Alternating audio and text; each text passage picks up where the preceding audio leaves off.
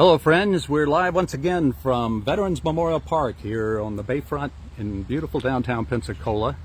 With us this morning, right here in front of you, is the chairman or the president of the Veterans Park Foundation, Paul Intrican. Paul, thanks for being with us. Tell us what went on this morning. Good morning, John. It's a pleasure to be here. We always enjoy sharing information with your Studio 850 crowd. Well, today what happened was the portable restroom facility was removed from its site because the City Council decided that it had to go.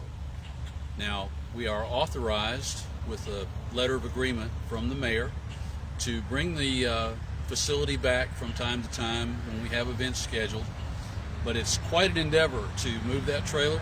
There's cost involved, quite a bit of labor involved, but per the directive from the City Council and the Mayor's office as of 0920, that was about 17 minutes ago, the trailer was removed from the site.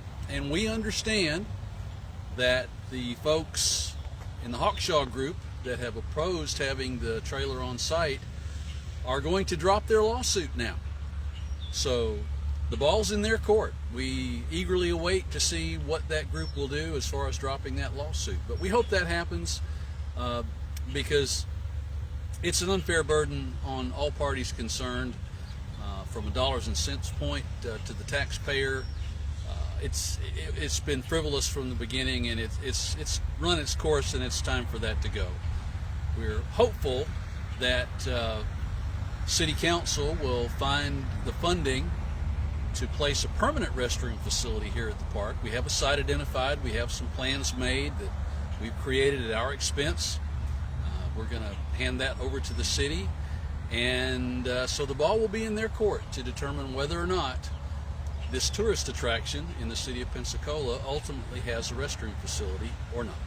Paul, the mayor told the press recently that he wants this bathroom to happen, and he's going to take every step necessary to do that.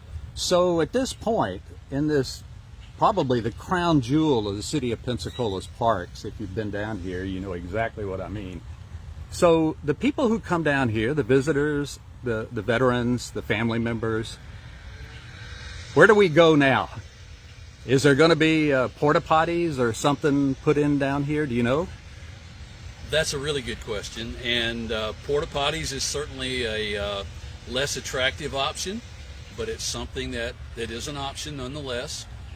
As I said earlier, there's a possibility that the trailer could be put back on the site if it's a big enough event and merits that. But again, it's not like just hooking up your RV and pulling it down and parking it in a spot. There's infrastructure that has to be connected to.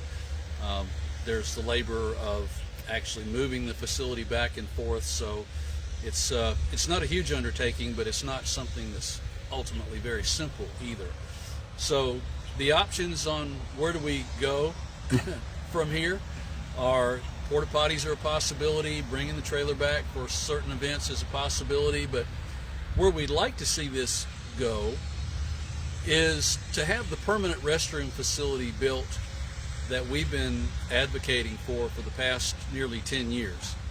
And whether or not City Council will decide to do that or not, they've already decided on some restroom facilities in other park locations around town that, in our opinion, are not near the tourist attraction that this park is. But it's up to them. It's up to your City Council members to determine whether or not they will find the funding to put a permanent restroom facility that will service both Veterans Memorial Park and Admiral Mason Park. Paul Intrican, president of the Veterans Memorial Park Foundation, has been with us live here from the park along the Bayfront Pensacola Parkway here. Paul, thanks for being with us, and all the best to you and your team that endeavors to make this park the jewel that it is. Thank you, John. Always a pleasure to be here with you and your Studio 850 audience.